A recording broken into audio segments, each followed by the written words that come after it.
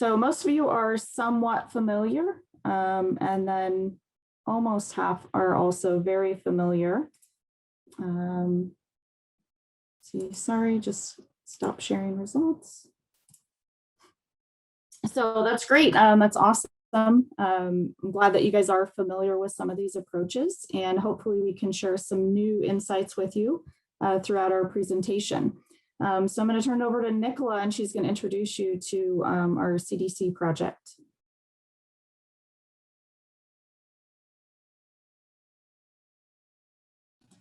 You're on mute, Nicola. There we go. Thank you. Okay, so just to give you a little bit of background on our CDC project. So the Arizona Coalition for Military Families received 2 years of grant funding from the CDC and CDC Foundation, and it was for the Veterans Evaluation Demonstration Project. So in essence, the goal of this project was for the CDC to help build the capacity for veteran serving organizations to conduct data and evaluation activities.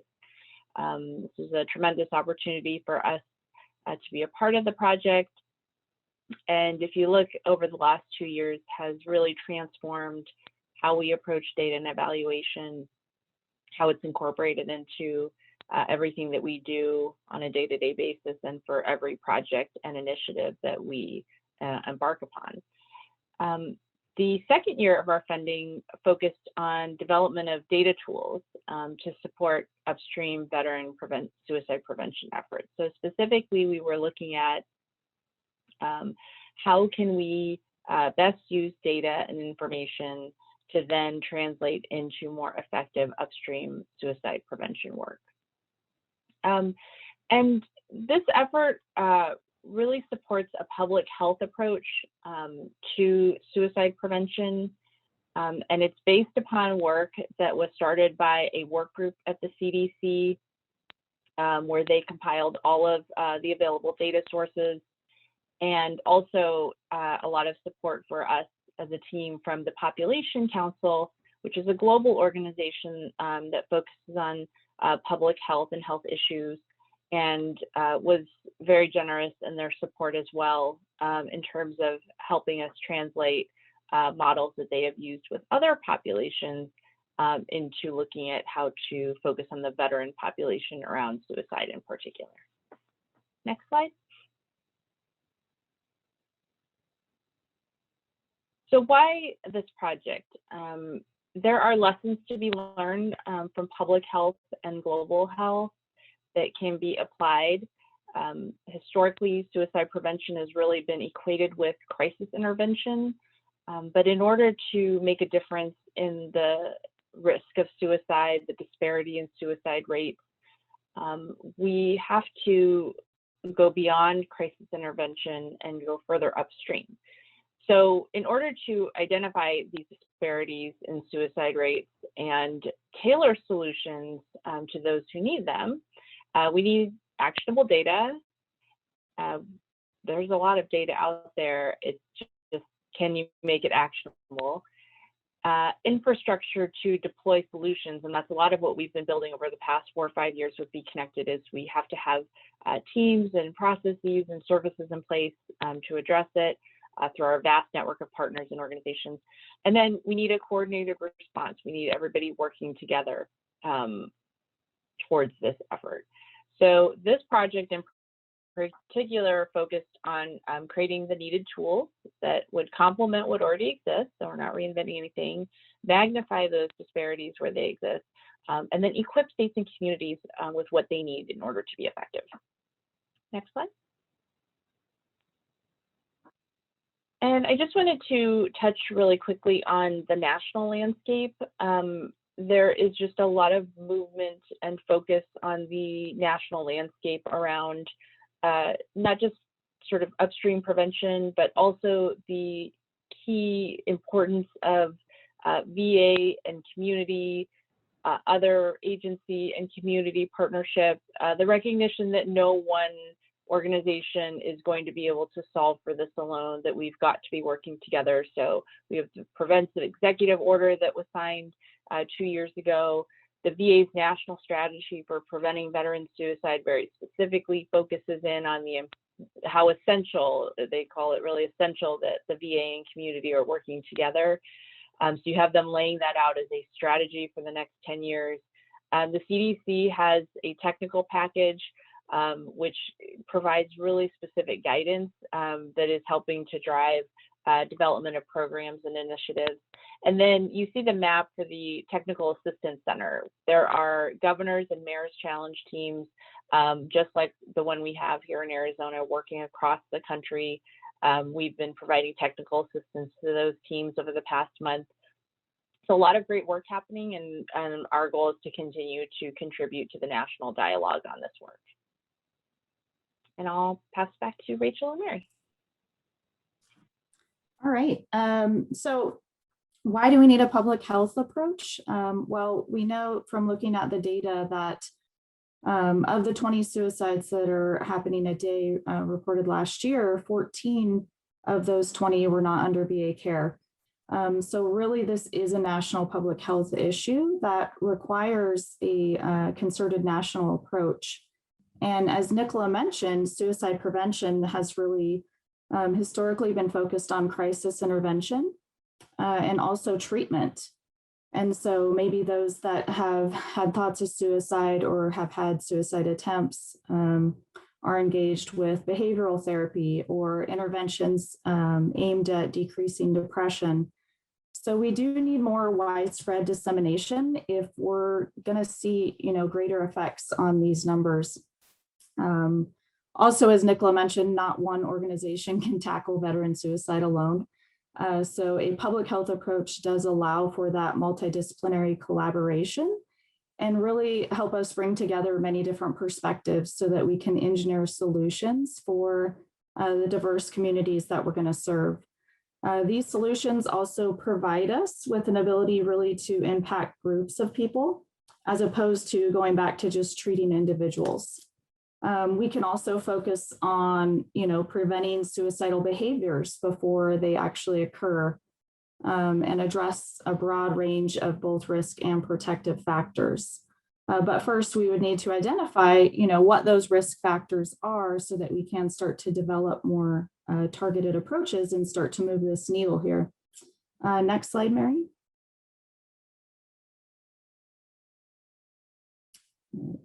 So again, there's no single cause of suicide either. Suicide deaths really reflect very complex interaction of multiple risk factors, and they have to do with the individual, maybe the community or society that they're in. So because this issue is so complex, we can't use the same approach for every veteran. So we need to really target some upstream strategies to reach veterans really where they live and thrive before they get to that point of crisis. And so one way we can go about doing this is identifying what those risk factors are. Next slide, please, Mary. So within the Arizona veteran population, again, there's multiple contributing factors that we've identified through our extensive both demographic and epidemiological research to identify these high-risk populations. So we've looked at data from the Arizona Violent Death Reporting System, the Census, and then also the Arizona Veteran Survey. And when we've been able to do some cross-sectional analysis to really segment out these populations, and therefore we can hotspot these communities and determine, what targeted approaches can be best for each of them.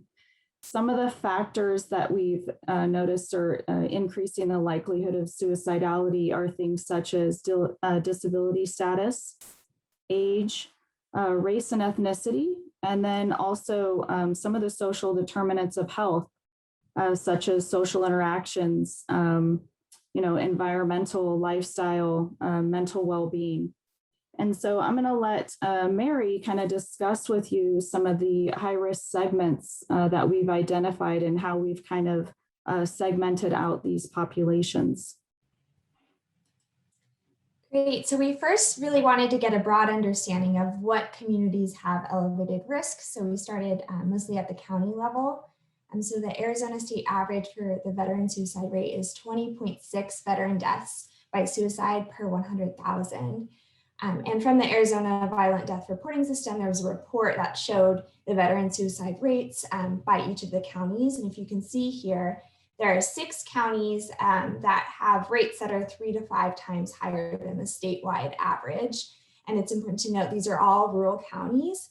And if you compare these veteran suicide rates to the statewide non-veteran suicide rates, they're even higher. So we really know that these communities are at elevated risk for suicide. Some of them you can see Gila County here is 98.2 per 100,000. La Paz is 89.4 per 100,000. So we really, once we saw this, we wanted to dig further into these communities to understand what other factors may be impacting this, and then also study things like how many veterans are in these communities and where are they located. So this was kind of the first layer of our analysis, and then we wanted to dig a little deeper. So we started going to the zip code level, which I'll show next. So also in the Arizona Violent Death Reporting System report between 2015 to 2018, we know that veterans represent about 12% of the Arizona total population. So any zip code where the deaths by suicide were more than 12% were veteran related, they were deemed at elevated risk. So if you can see here, in 20 zip codes, 100% of the suicides were veteran related. In 16 zip codes, 50 to 99%. In 50 zip codes, 30 to 49%, and then 117, 12 to 29%. So it's predominantly concentrated here in the 12 to 29% category, but it's important to note that all of these are deemed elevated risk. So we really wanted to narrow in on these communities, find out more details about other risk factors. And it's important to note too that a lot of these communities, especially in the higher percentiles, they just have higher veteran populations, just as a background. So next, we cross-referenced this data that we kind of used as a starting point with data from the census, things like disability status, income, age, race, ethnicity data. So we took those zip codes, I think there are about 150 in total, and we collected data from the census on all of those categories and basically compiled a big spreadsheet so we could know where they stood in comparison, also to the Arizona state average, things like that. So zip codes with the highest concentration of demographic risk factors are considered our high risk segments. So when we layered all of these data points, those communities that had the highest number of risk factors are what we considered high risk segments. And then to really visualize these, we decided to take the approach of geocoding these through our GIS, and we created basically an interactive map where you can layer all of these data sources and start to see the communities where there's the most risk, so that we can begin to then engage with these communities, understand the resources there, their needs, and have tailored approaches. And there's a lot of power in this model. We can continue to add data sources as they become available, and really start to narrow in even more factors once we get closer to deciding where we're going to proceed.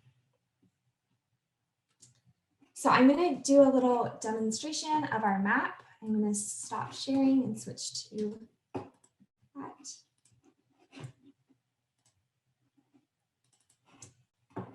So this is our map as it is, and this is something we kind of had to learn as we went. So it's not the most beautiful map, but we're trying to make it as powerful as possible. And so we first start with the percentage of veteran suicides of total suicides by zip code, which was the slide I mentioned previously. So if you put here, we have they're already pre-clustering from our GIS. It will kind of cluster where all of the zip codes are. So you can see the dark red is the highest percentage. So that's about 100%. And then it goes down in color depending on the percentage category. So you can see where these are laid out, and it aligns closely with the elevated suicide risk for county level too. So we started with this layer, and then we wanted to know, well, how many veterans are in those communities? So we can add a layer here, the percentage of veteran population of total population. And so we kind of tried to play around with the formatting to make it most powerful, but this is showing the boundaries of zip code or census level data, census tract level. So you can see the dark blue regions here are basically the highest percentage of veterans of total population. So we know there's strong concentration, and that does line up with some of our dots here. But then, as Dr. Larson mentioned, there's other risk factors like disability status, education level, age. So we played around a lot with the data from the census, and we were able to merge layers and try to figure out how to isolate those data points. So first I'll add on, we created a hotspot for disability. So if you can see the darker the spots, that's kind of where there's the highest concentration of disability status. So again, that lines up pretty well with our dots here with the deaths by suicide. You know, there's a lot in this region over here. But then looking beyond disability, we can add other items like education. So this one, for example, I did less than high school education, but we could do a myriad of different criteria, and you can kind of see it also aligns pretty well. I mean, it gets a little bit busy, so we want to choose what layers we're interested in, but there's a lot of power in this model, and there's also capability to run analyses through ArcGIS to help, basically the computer will help us identify where are these statistically significant hotspots. Nicola or Dr. Larson, is there anything you wanted to add about the map here? No? Okay. So that's our map as it is.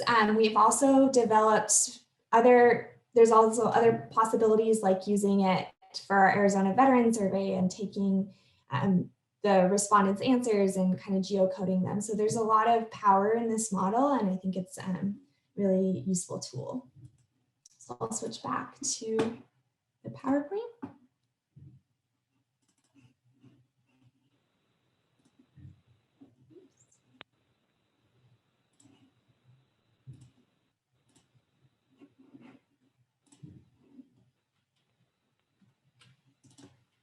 Thank you for doing that demonstration, Mary. So, you know, these data sources are not new. This information is tracked and has been tracked for many years now. I think the challenge has been you can have all the data in the world. If you can't turn it into action, then you can't have the impact on the people that we're serving that we need to have. So what we're really trying to do is move beyond. We need the information, but then we're trying to figure out how do we move beyond that to have that impact.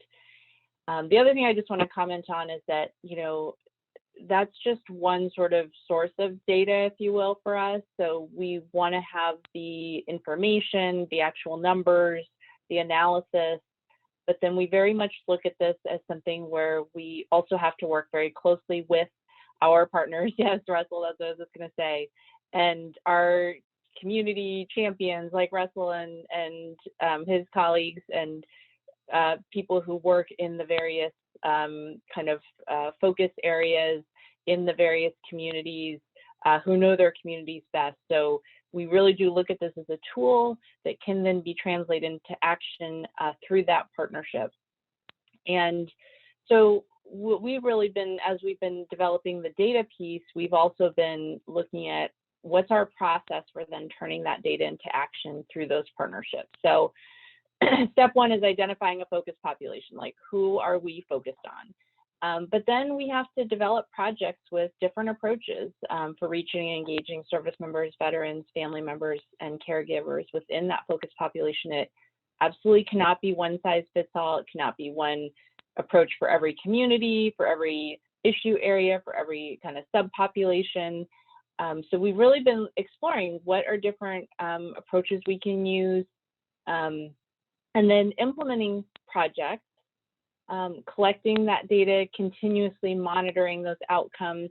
And the idea is really that we use this continuous improvement approach, so that we aren't locked into like, this is the one way we will solve for suicide, but more it's going to be a compilation of probably in the end dozens and dozens of different projects and initiatives that will add up to an overall effort that is more upstream, more proactive. And so what we want to do is to be continuously learning. So we really don't have the luxury at this point of running these projects like non-consecutive, like end to end, right? So like we do project A and now we're done with that, and now we go on to project B. In order to make the progress that we feel really driven to make, we're layering these things, and they're happening in some cases simultaneously, but then everything that we learn on an ongoing basis can then inform the next project and the next project after that. So go ahead and go to the next slide. I'm going to give you 2 examples, and then we're really interested in sort of having some discussion about this with everyone. So the first I want to talk about, and these are just examples of these kind of rapid iteration projects that I'm talking about, is those veterans with a known or potential disability. So I mentioned, it was mentioned earlier, I mentioned it yesterday, that the Arizona Department of Health Services, their 10-year analysis of suicide for Arizona found that disability is not just a risk factor for suicide, it's actually a predictor of suicide. So what we know is that every month the Arizona Department of Veterans Services serves 3,000 plus veterans, that's every month, who either have a disability or potentially have a disability, and their veteran benefits counselors are providing services and support to them. So our goal is to increase the number of these veterans who are proactively referred to be connected for support and connection to all the resources that might help them outside of their disability claim. And so we're using this lean management approach to test different ways to make these proactive referrals. It sounds like a simple thing to say, well, just refer everybody, just do it. But you're dealing with a whole team of human beings, and then a whole team of, or a whole group of clients who are also human beings.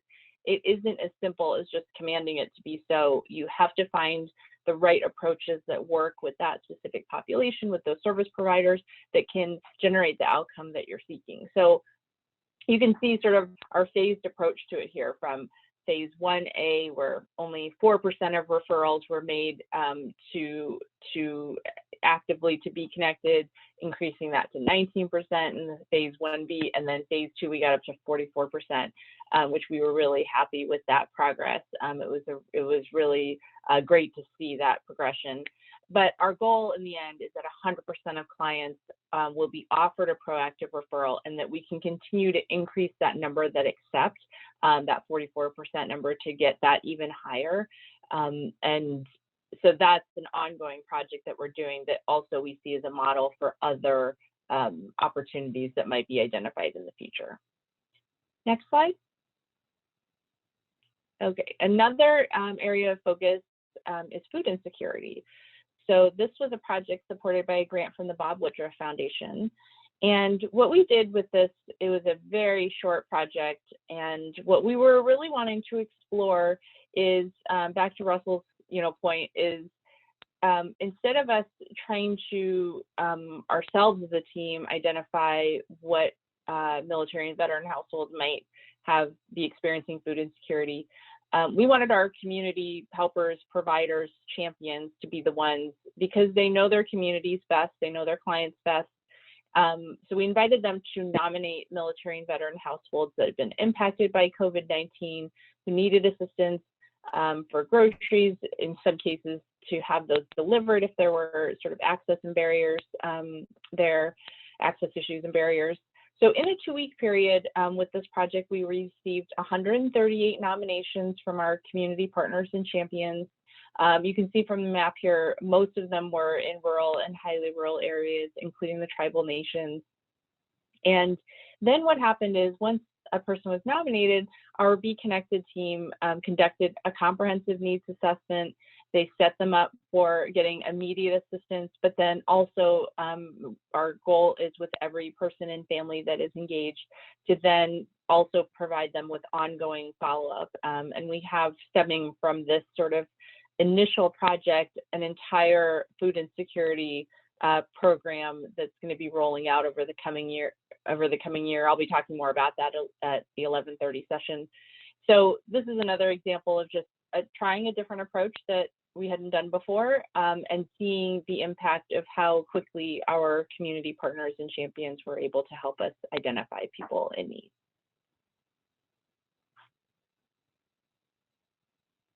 So we would love to kind of talk a little bit about some discussion and kind of what's next. In particular, we're really interested in hearing from you about what segments you might be interested in learning more about. I mean, we're exploring all sorts of things, but if there are in particular segments of the population that you think are would be helpful to look into, what additional data and information might be helpful for you in your position? And then do you have ideas for different approaches for how we might reach these populations? And I'll also open up to Rachel and Mary if there's any other thoughts that you wanted to bring into the conversation right now.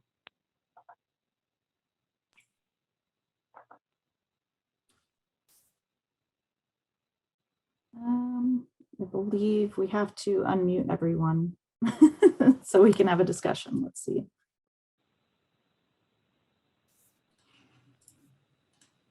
I think I just enabled that. Okay. So I have, this is Michelle Keck. Can you guys hear me okay? Yes. Okay. Yes. So I'm the chief of social work up here at the Northern Arizona VA.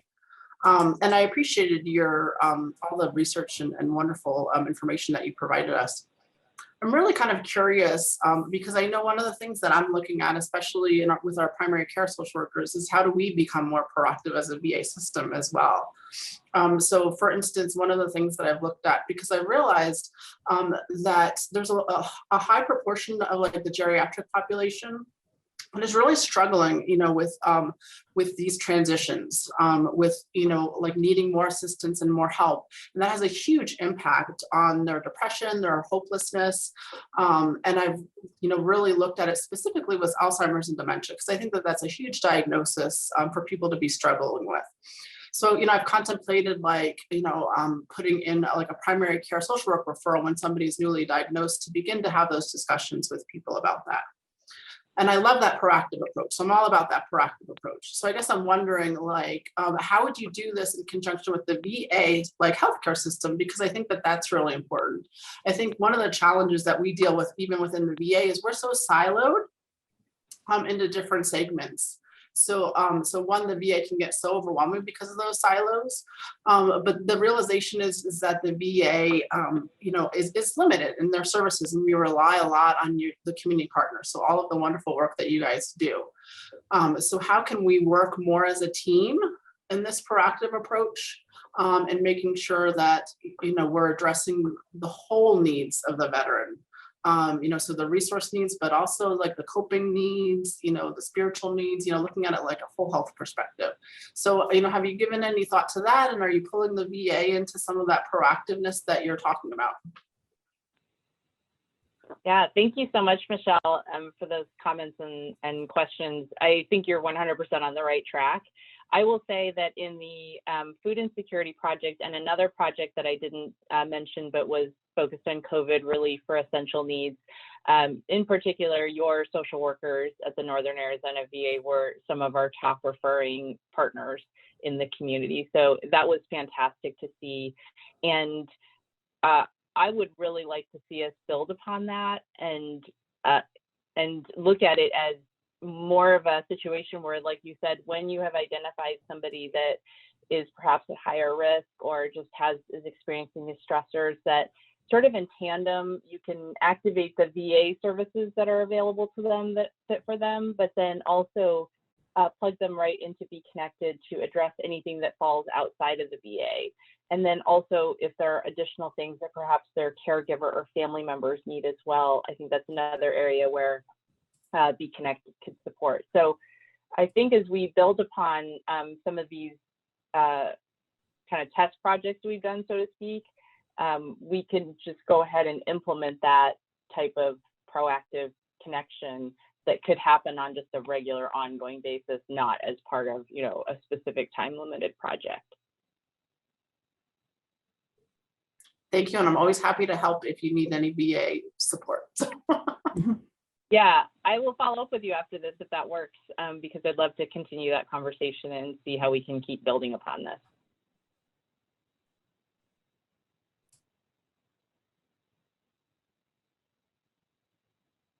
So what other segments or populations would anyone else like to kind of chime in and share something that is on your mind in terms of maybe a segment of the population that you're concerned about, or that is something that you would think would be good for further review or discussion?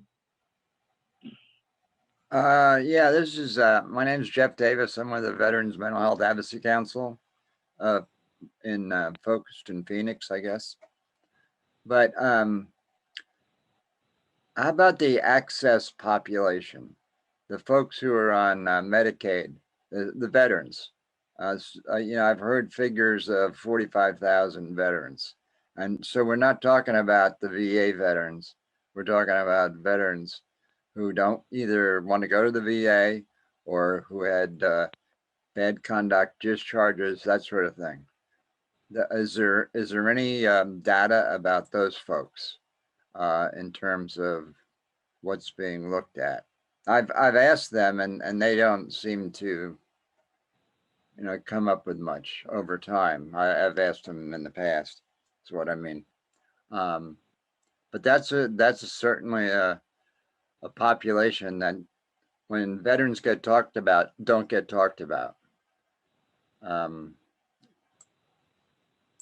That's a great question, Jeff, and a very important kind of subpopulation that is definitely on our radar. So yes, as you mentioned, Access, the state's Medicaid program has identified 45,000 veterans that they know of within their roles that, like you said, either are getting all their care through Access or they could be dual enrolled with the VA as well. That's true. Yeah, it's interesting that you brought that up because that is something that we actually have our eye on as well, which is to work with Access and the health plans to more proactively engage those veterans who have that status, and to look at, again, not waiting for them to kind of emerge in needing assistance, but to be able to proactively engage with them. So it's sort of like known on the horizon that that's an important population, and we're really starting to edge into what that will look like in terms of our partnership with Access and the health plan. So thank you for bringing that up. Yeah, well, I'd love to be able to help with that if there's anything I can do or hear more about it as it progresses. That's great. Yes, absolutely. I think I saw a question in the chat about incarcerated veterans. Mary, do you want to take that one? Definitely, let me look.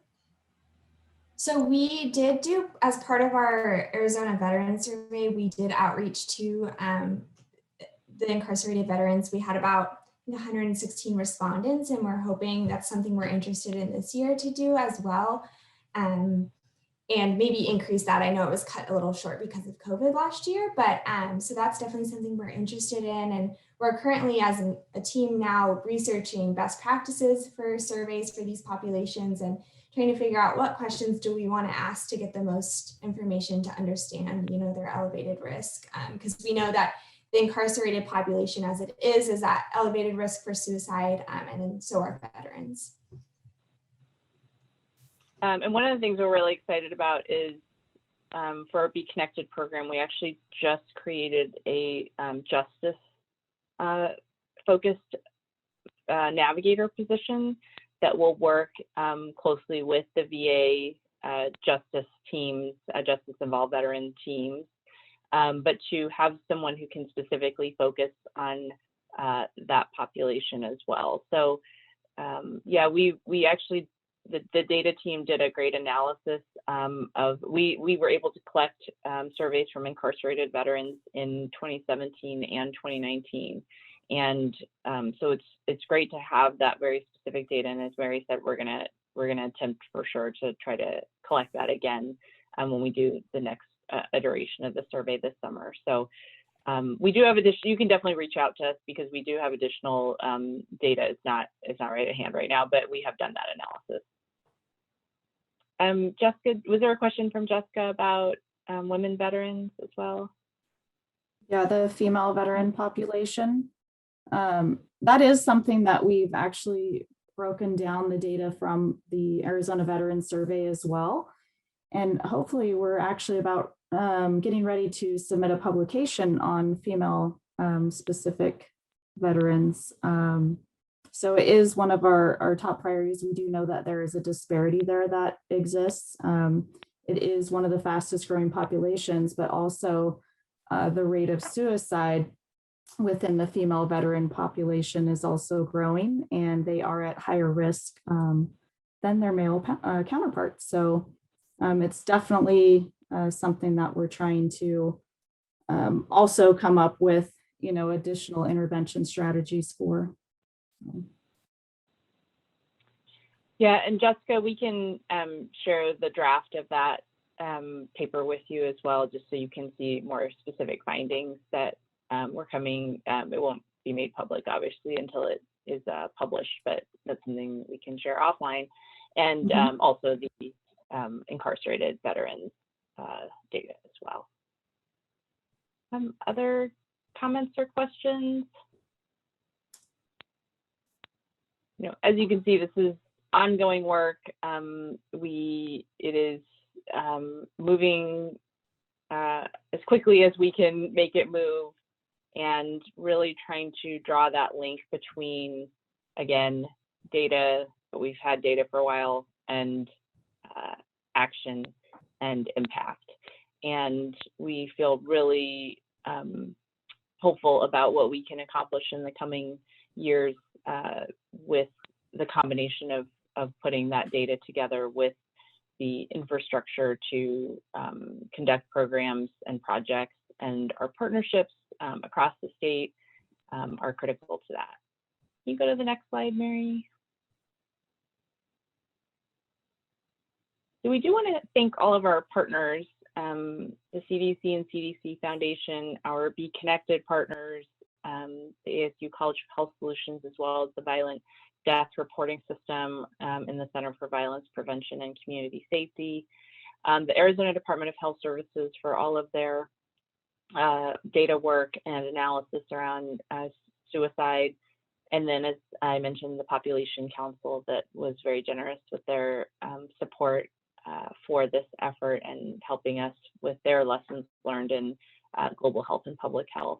And also thank you to the Office of the Governor and the Governor's Office of Youth, Faith, and Family. So all of these partners together have contributed to make this work possible.